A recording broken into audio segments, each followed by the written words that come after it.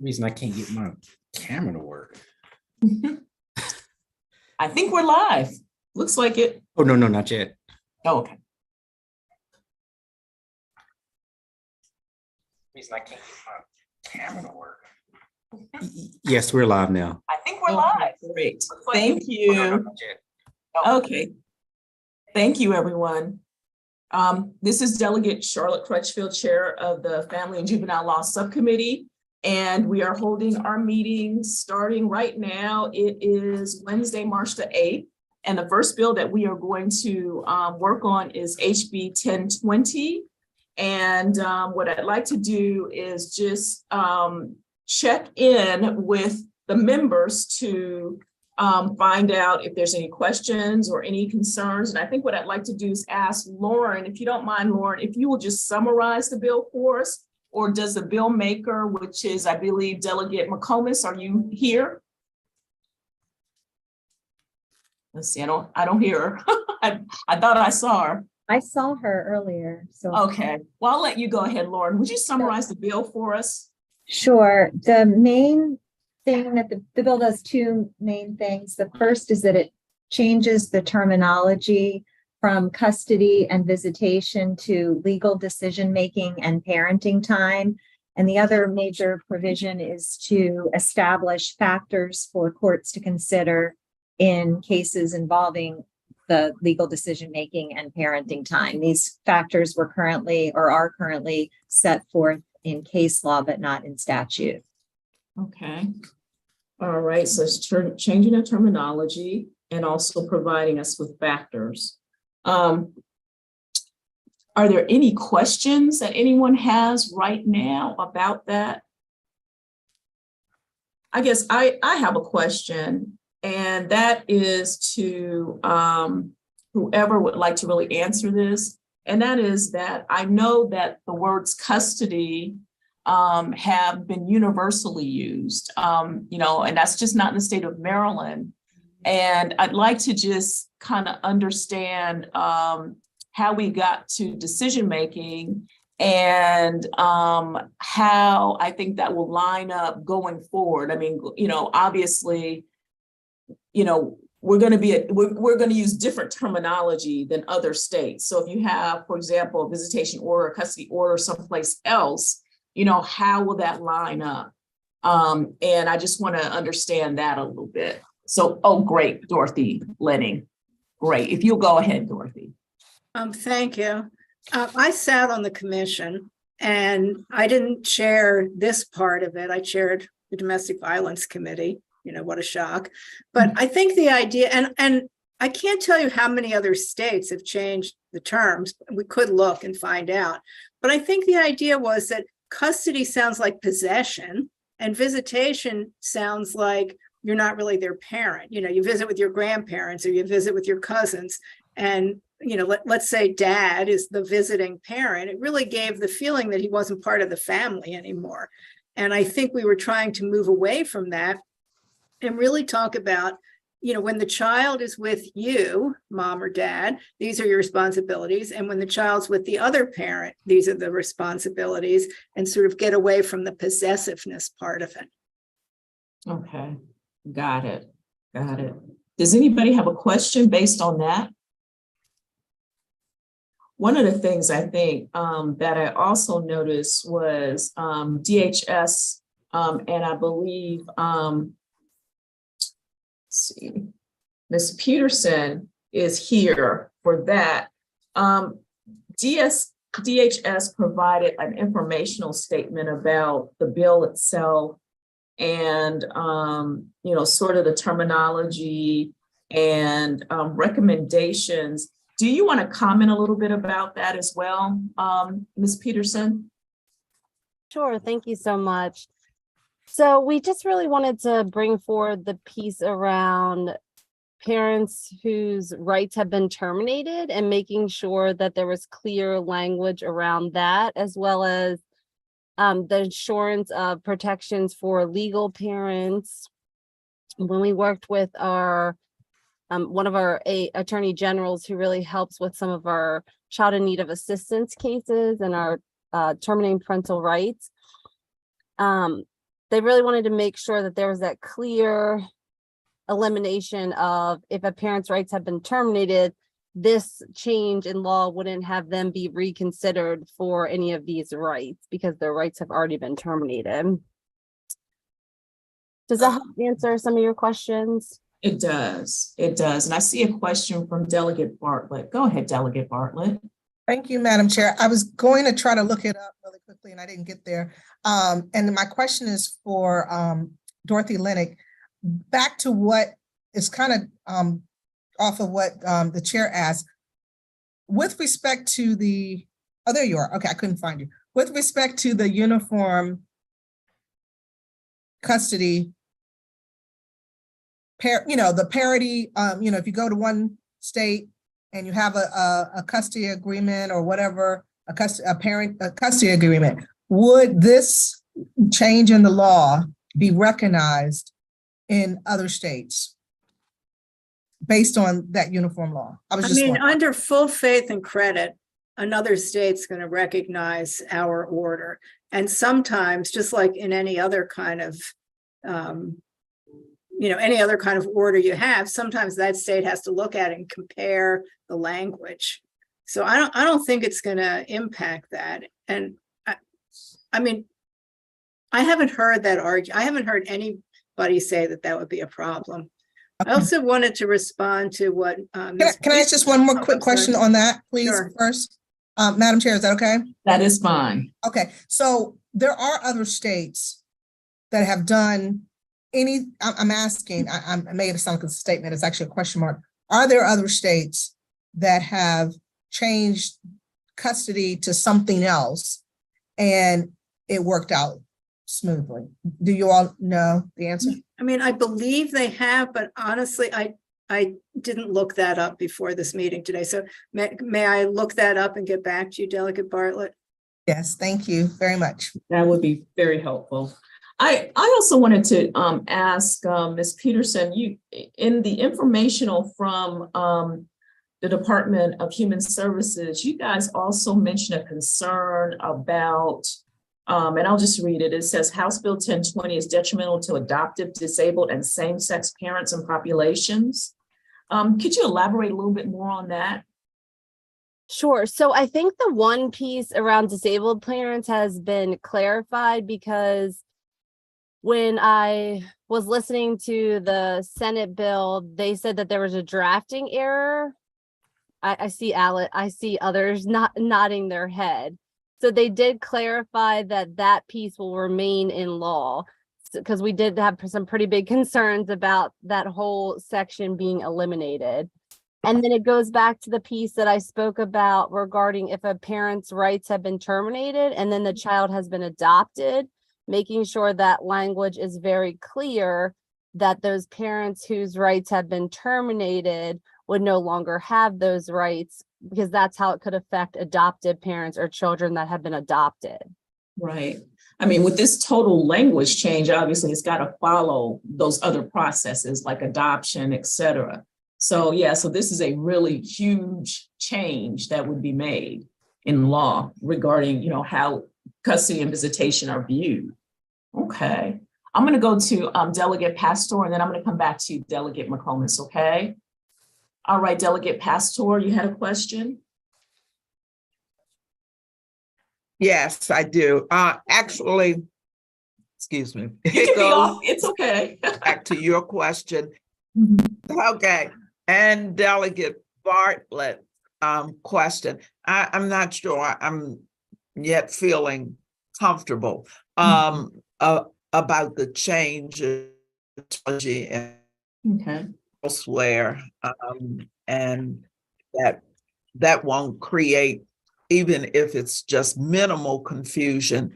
So can I just hear something definitive from that says, even if there's the confusion in changing the terminology, it would be short-lived and everything will move on when the child is with the non-custodial parent or not just the parent, you know what I'm saying. I don't want to repeat your question, Delegate Bartlett. But can you just say something, someone say something so that I know that the child will be okay while people are trying to sort out terminology? Okay. Thank you. Ms. Mutter, did you want to answer that or talk to that?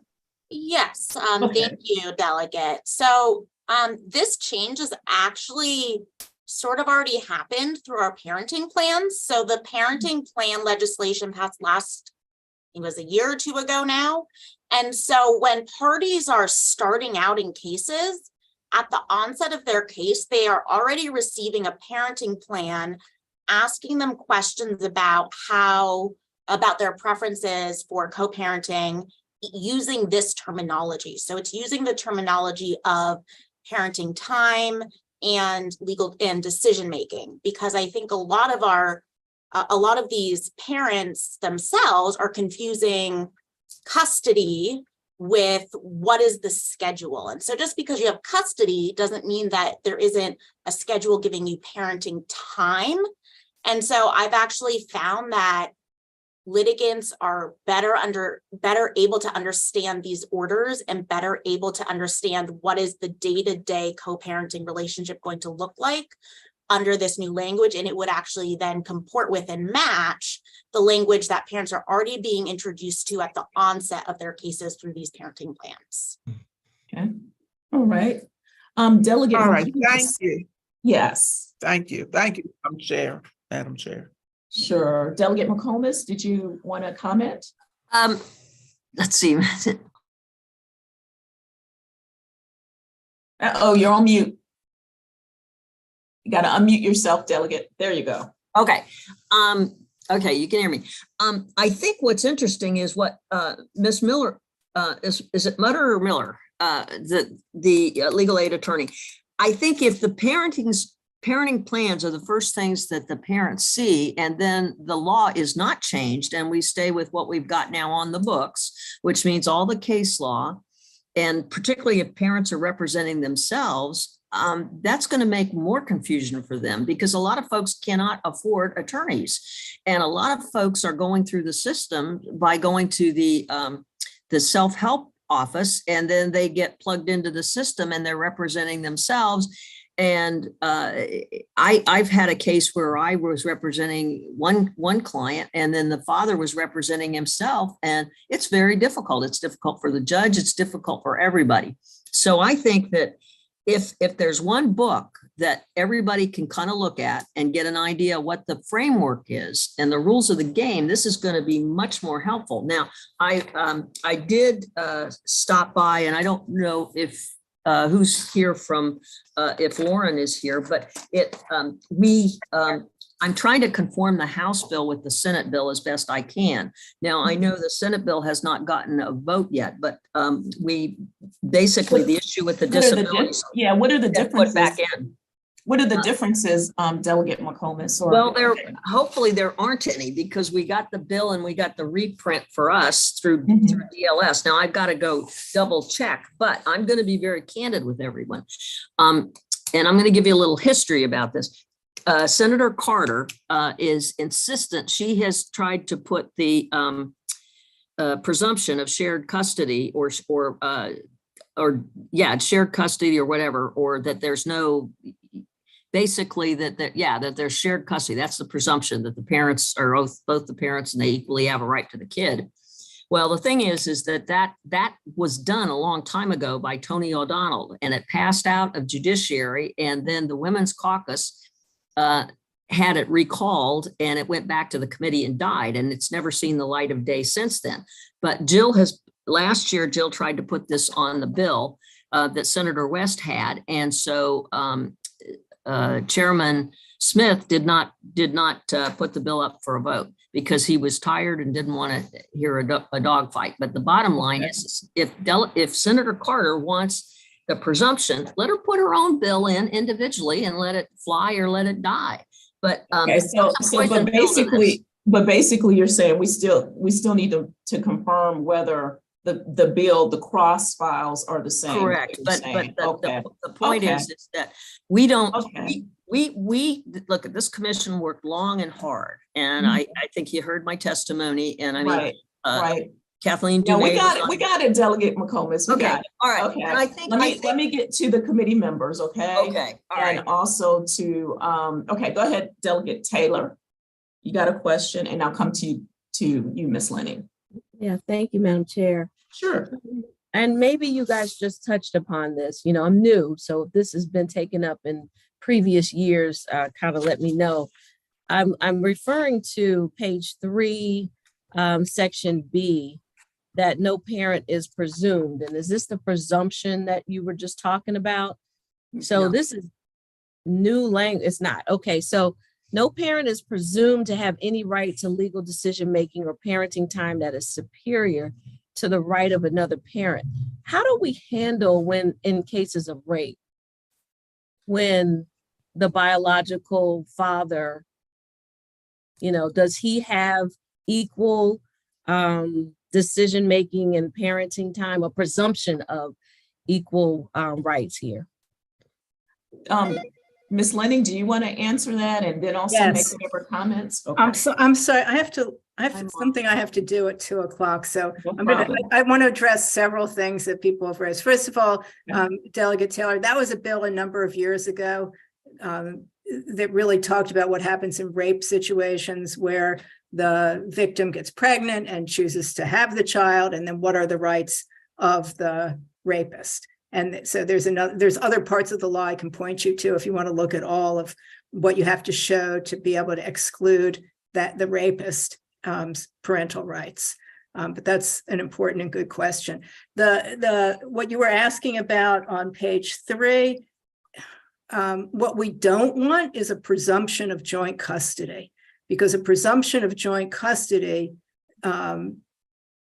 is different than saying that the most important thing to look at is what's in the best interest of the child. I think a presumption of joint custody kind of gives you a sense that like of ownership of the child, rather than let's look at what the child needs and let's see which parent can provide that to the child the best. That's the direction that the whole point of this bill was going to.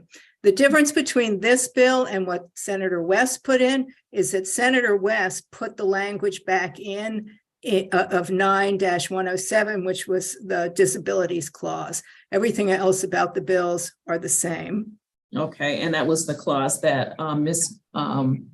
Peterson, I believe, was talking about earlier. Okay. Yes, and then there was one other thing, because I was talking to Judge Dumais last night, and she said something else that was raised in the DHS letter, which was about 9-104. Okay. That's the exact same language that's in the existing 9-101. It just changes legal decision-making or parenting time. And then I just want to say one thing about what Ms. Mutter said. The parenting plans were done by rule, not by legislation. I just want to make sure people aren't trying to go back into a statute and look for it. If you're looking for it, it's in the rules. And she's absolutely correct. That's the language in there. And whoever said it, it is confusing, I think, when you see one set of language there and a different set in the case law and the statute. Okay, great. Okay, any other questions by the committee at all? Okay, Delegate Bartlett has one. Go ahead, Delegate Bartlett. One quick question. Can you get the printer stuff? One quick question for Dorothy before she goes. So the language of the order, is what you take when you go from state to state. I'm going back to my previous question. Right. That you take from state to state. What we're saying is we're not telling, are we telling the courts? I was trying to go through it while we were here. Are we telling the courts what language to use in their order? So that it lines up with, yeah. Yeah, with I new think terminology. Yeah, I think rather than, like when I started practicing, you'd say, Mom, you have custody of the kids. Dad, you have visitation every other weekend. And I think that really kind of excluded a lot of fathers from their families. They really didn't feel like they were part of it anymore. And the whole purpose of this was to stop that and to say, we're not going to say, Mom, you have possession. Dad, you get to visit. We were really trying to focus on who has the ability to do what? Like if dad works overnight, then maybe the child is with dad during the day because that really makes sense. Or, you know, if dad has one skill and mom has some other skills, those are the things you really tap on to see what really works for that family. So the reason why I was asking, because I was still looking at that travel part, and I think I got my answer. And that's why I was asking, because it looks like under UCCJA that the courts are obligated to enforce the order, not modify the custody order of their sister states. And so that's what I was wanting. That's what I wanted to know. I wanted to make sure that they would understand. And it looks like their job is merely to enforce the order. That's all you're doing. You're taking the order, you're going from state A to state B, and it would be enforced. So I think my question has been answered. Yes. And so instead of saying that you have visitation, you would say, you know, child X is with mom from, you know, Monday through Friday from the, you know, from this, and then dad has parenting time, you know, these times. So I think any other state would be able to look at it and understand it. I'm so Thank sorry you. I have to go, but if No, anybody has questions. appreciate you being here for us. Thanks again. All All right. right. Bye-bye. Bye. Okay, Delegate Boucher. Madam Chair, I move for an affirmative vote. All right, I hear a motion. Do I see a second? Second. Okay, any discussion? And let's go ahead and let our guests lead. Thank you very much, Ms. Mutter and Ms. Peterson. Thank you for having me. Delegate Crutchfield, Yes. my question would just be that we don't have the amendment that Delegate McComas is speaking about yet. Yeah, I wasn't quite sure. Was there an amendment or was she just saying she needed to confirm? I haven't seen her amendment, but I have heard that there's an intention to put in an amendment to restore the Gotcha. disability provision. And I don't know if that's the only amendment that she's referring to. I do know of that one, but I have not seen that come through yet. Okay, all right. So then I think what we'll have to do is just hold it until we can confirm whether there's an amendment or not. Okay. All right, so let's go ahead to 1190. All right, let me let people know. Madam Chair, Yes, ma'am. it's too late. Maybe they have already let in other people, but just was the question answered with regard to the fact that these words are used in other statutes and other places in the law? And if we change it here, does that mean in some places we need to go and change it Let's go there ahead too? yeah, and I think Delegate Bartlett sort of raised that and one Right, of the but I don't know if we got a good answer there. I'm not sure that we did. So Okay, just okay. we can hold it, but Yeah, go ahead, Delegate Bartlett. Go ahead. Well, I was going to say that there is something called the technical corrections, and actually Lauren could address that better. I don't even know why I'm answering this question, but yeah, I mean, It's because okay. I just realized we got Lauren on the call, but there is a technical correction sheet that they do where they go through and they make those changes. I don't know if these terms could be universally corrected or not. I think Lauren could answer that better. Yeah, and it was really interesting because I don't think the judiciary made a big deal about it other than, and in fact, mentioned more about the factors than anything, you know, so I wonder, as you do, Delegate Taylor, I was wondering the same thing, and that's why I asked the original question, but also hearing that even if there is a, you know, decision-making or, you know, decision-making or parenting time situation put in place, the real issue is the order which describes what that is. And that's gonna obviously go to that new state, and then that state would have to enforce it. So again, I don't know, does that kind of answer your question, Delegate Taylor? yes. Okay. And Delegate Simpson, go ahead. Yeah, did we address, I hear we don't have the amendment to talk about the disabled parents, but did we address all the rest of these things, you know, the same-sex parents?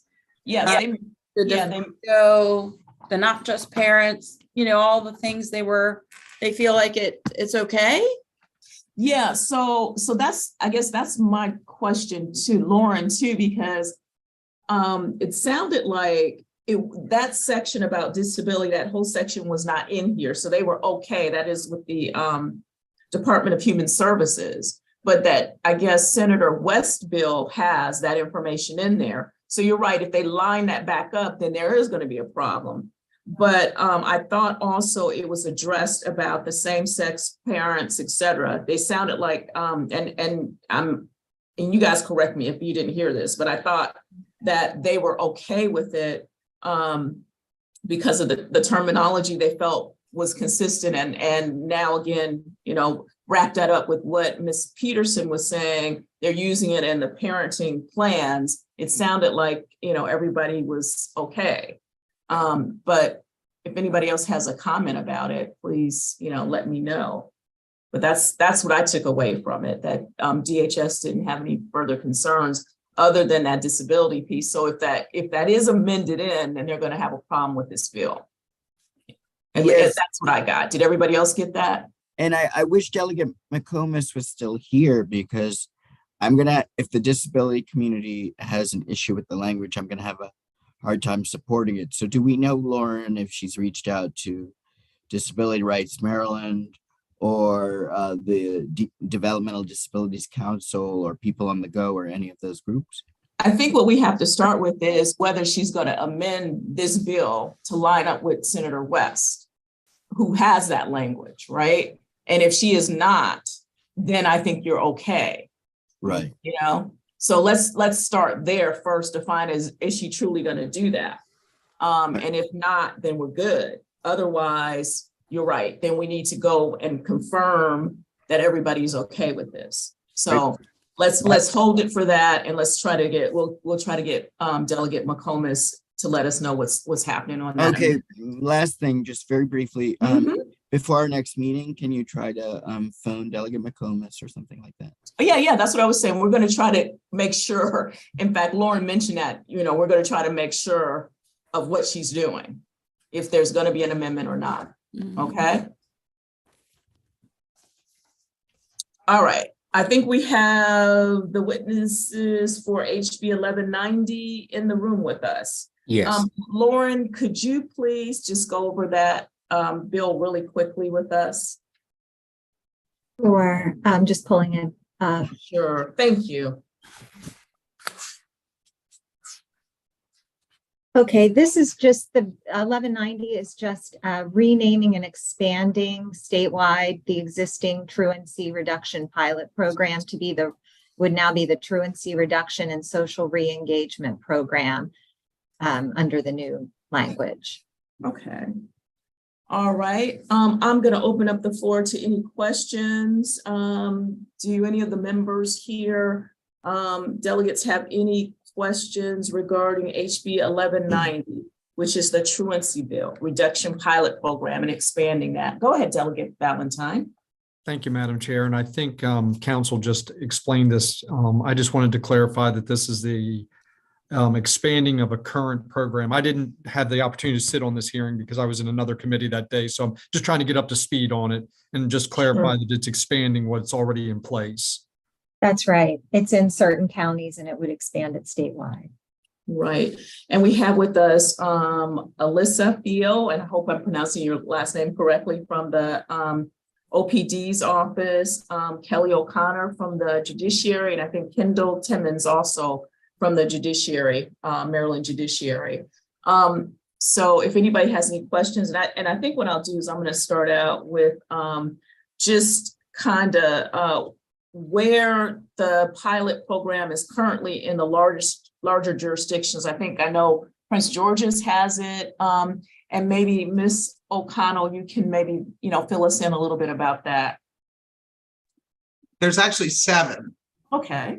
And we have Kendall here, who is sort of covers more than one county. She covers 4 on the Eastern Shore. Okay. All right. And I think there was some data on it. And let's see. I know that it's a program that, even though it's connected with the courts. It's not a punitive program. Is that correct? Correct. Okay, so it's voluntary. And it is linked up with the various school districts. Is that also how the program works? Yes, and wraparound services. Okay, so it's to provide the families, the child, all the services. So because I know this is considered what a problem-solving court, correct? Right. Okay. So it's therapeutic. Okay, gotcha. Okay, and I know that the Office of Public Defender had some concerns about it. Ms. Fieo, are you? Theo, yes. Okay. Melissa, yes. My apologies. No worries. Do you have some concerns you wanted to make sure we were aware of? Okay. Yeah, I mean, I think I'll just start with the kind of, first, I mean, I want to say that we do appreciate the intention of the bill, and we do appreciate that there are individuals who want to focus on this issue because it is, of course, such an important issue. But in 2008, and I don't know if the committee knows this, there was a Department of Legislative Services report about the truancy court program.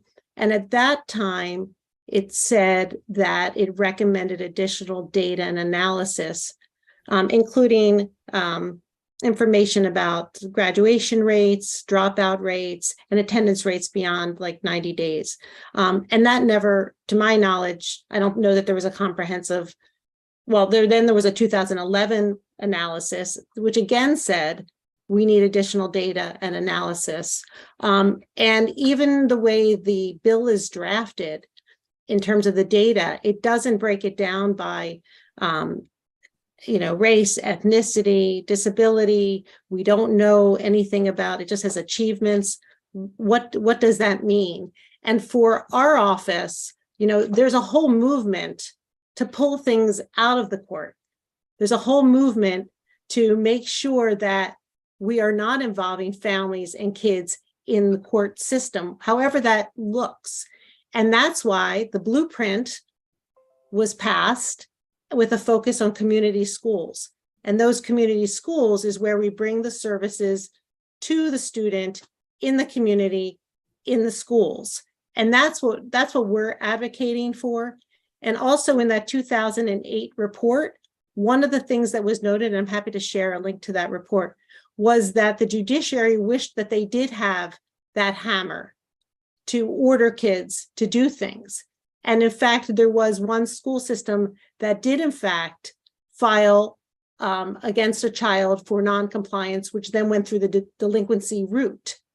Now we know that, that's not maybe the intention of the folks promoting this program, but there's not to say that there's not going to be a judge who's going to be frustrated that a child is not complying and hold that child in contempt and send them down the delinquency route. And so we believe that a more positive, holistic way to approach this is what's done like through the informal truancy court program at University of Baltimore, where the services are brought to the student. There are volunteer judges, there are volunteer attorneys, and it's set up similar to like a court, but if you look at the statute, it's an adjudication. That's the word that's used in the statute. And in the Senate hearing, someone testified and said, sometimes parents come with attorneys, but there is a case.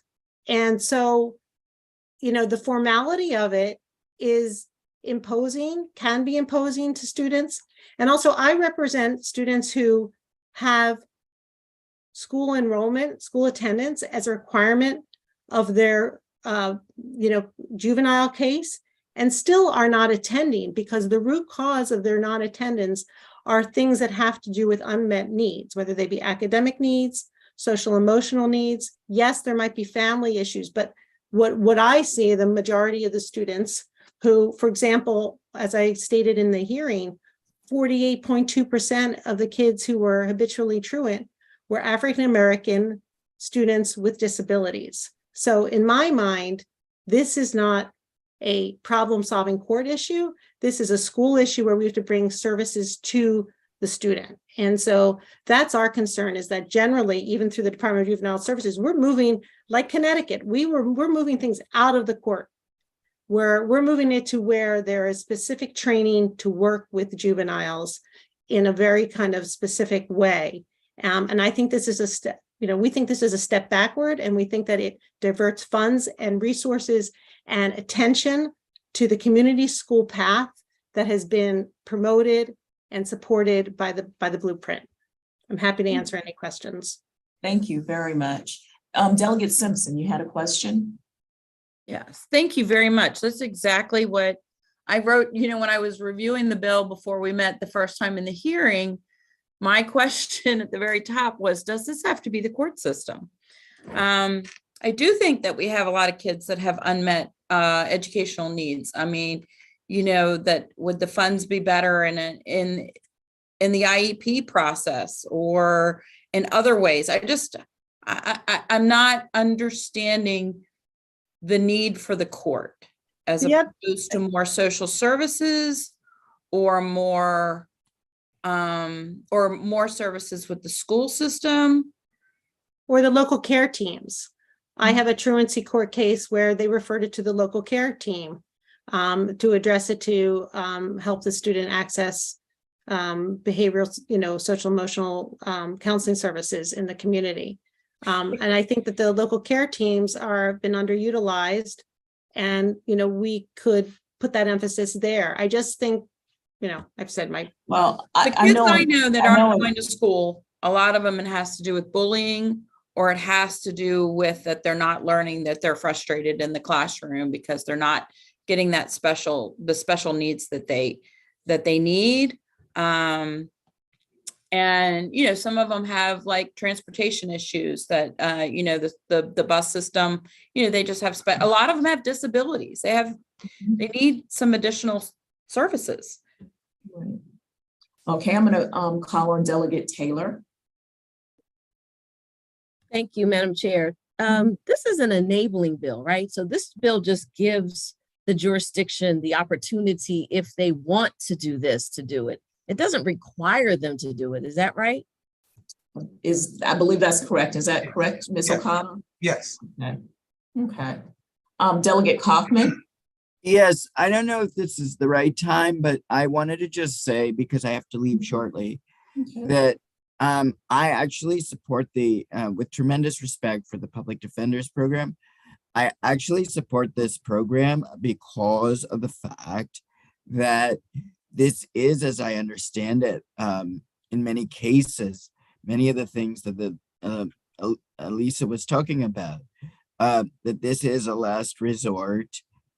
At least from the proponent's testimony, it made it seem like the schools had tried everything else and then they went to this program. And I think that the results that they presented were very good. And, the judge talked about how he's put $1,200 out of his own pocket to help students. And so I don't understand. And for me, this is enabling legislation. So I believe that we should be giving the counties the option. And lastly, why I would support this legislation if I was here is, if you listen to Karen, her name was Kelly, and she talked about how helpful. So I traditionally agree with Delegate Simpson and Ms. Fio. But the fact is, I think this is a unique situation where it's working. And so I'm going to, if I'm still here, support the bill. Okay, so let me also mention that there are other counties that have truancy programs. For example, my county, in Montgomery County, has a program through our state's attorney's office.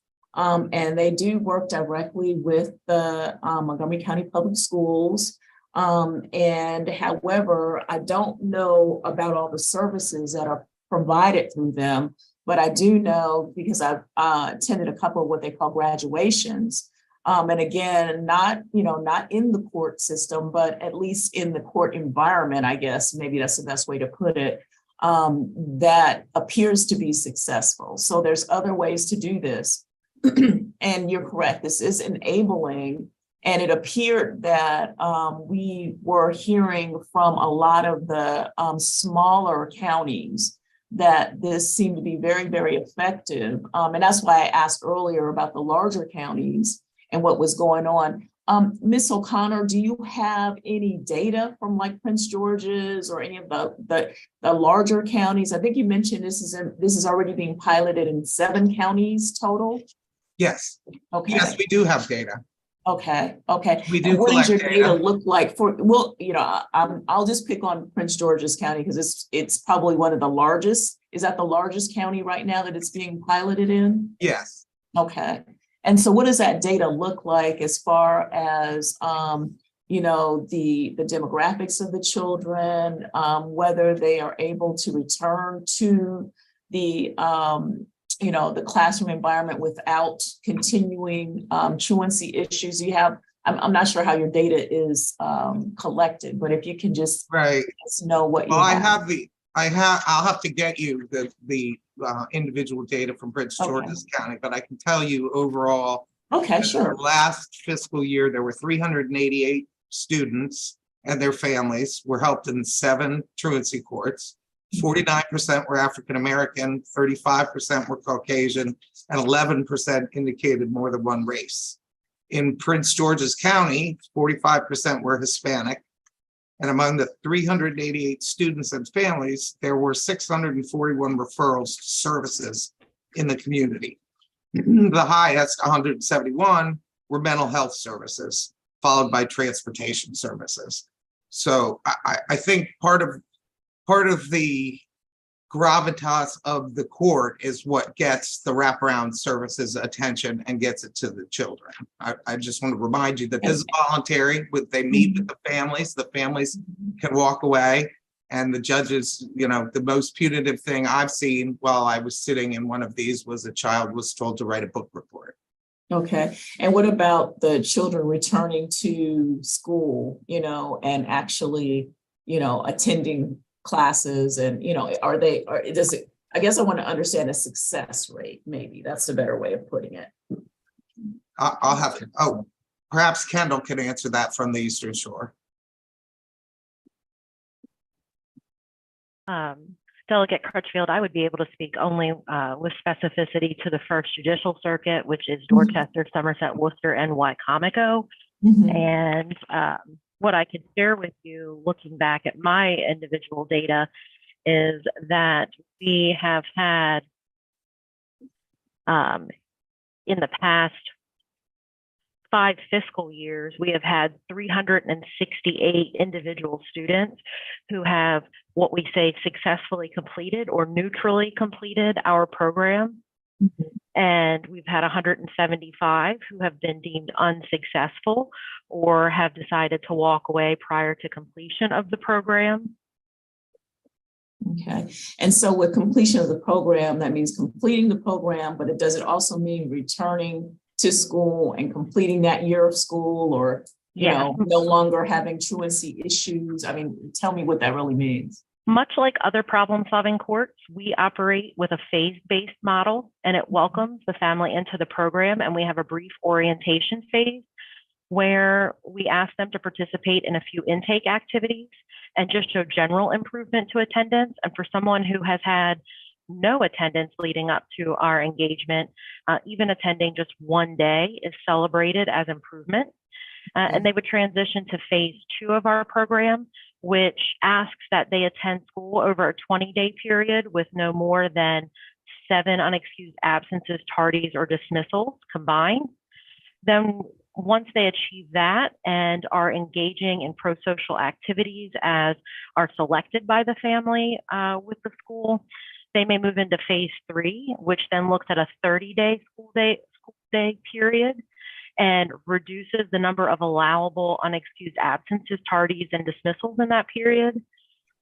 Subsequently, they can move into phase 4, which looks at a 40-day period and again reduces the number of allowable absences, dismissals, and tardy occurrences. Now, a student can graduate from the program, meaning that they have successfully completed each of the requirements of each phase, or they can successfully complete, which means that we shot for the moon, we landed among the stars. So maybe they weren't able to check at each and every box, but their attendance has considerably improved, more than a 70% improvement. And we feel that they are ready to be in that space where they don't need the court's guidance, treatment, and rehabilitation. Okay. Other students may complete the program on a neutral basis because through the conversation, through attendance mediation, and other supports that have been put in place, perhaps an alternative education format has been identified as the best fit for the family. That may be participation in something such as Job Corps or Maryland Free State Challenge Academy, or it may be home instruction that the family is able to offer. Again, that is sort of explored with the family, and they determine what's appropriate and a best fit for themselves and their student. And so, because our mission is to have the student return to school and improve school attendance, we do consider that a neutral closure, although for many of our students, we do feel it is a great success because it's put them on the path that's the best fit for them. Okay. Well, listen, thank you very much. Are there any other quick questions? I don't see any. Thank you very much, Ms. O'Connor, Ms. Timmons, and Ms. Field for being here with us. We appreciate it very much. Thank you. All right, committee, I think that we are going to have to leave and get to our real committee hearing going on shortly. I want to just see, I think there still were some questions open here. I'm not sure that we're ready for a vote on this yet. I still kind of see some, questions in folks' minds about this, so we can hold on to this as well. Am I right, or do we want to go ahead and move forward? I mean, it's up to I'm ready to vote on this one. Okay. How is everybody else? Everybody else? Okay, then if we are, let's make a motion then. Madam Chair, move favorable on the bill. Second. All right. Any discussion? I don't see any. So then let's go ahead and do a roll call vote on it then. I'm going to start with Delegate Bartlett. Yes. Okay. Delegate Kaufman's not here. Delegate Pastor. Yes. Okay. Delegate Simmons is not here, excused. Delegate Simpson. Want me to come back? I'll come back. Now I know Mr. Chair doesn't do that, but I'll come back. Delegate Taylor. Yes. Okay. Delegate Boucher. Aye. Okay. Delegate Tomlinson. Yes. Okay. Delegate Valentine. Yes. Okay. Delegate Simpson. Okay. I am voting negative on it. Yeah. All right. Thank you very much. Madam We got Chair. 4 minutes to get downstairs. Madam Chair, Yes. quick question. Are we going to ever review House Bill 267 again? Yes, we are going to do that. Okay. All right, I just wanted to Absolutely. check. And I do believe everybody should have the newest version of the amendment. And what I'd like to ask everybody to do is just to go over that, and Delegate Bartlett can explain it to us at the next meeting. I know we just don't have time to do that. But I want to make sure everybody had it, takes a look at it, and then we can bring it up as our first topic in our next meeting. I'm going to try to set up something for Monday. But as of right now, if I have a motion to adjourn, I'd like to have that, please. So moved. All right, great. Thank you. Do I have a second? Second. All right. Thank you very much. See you downstairs.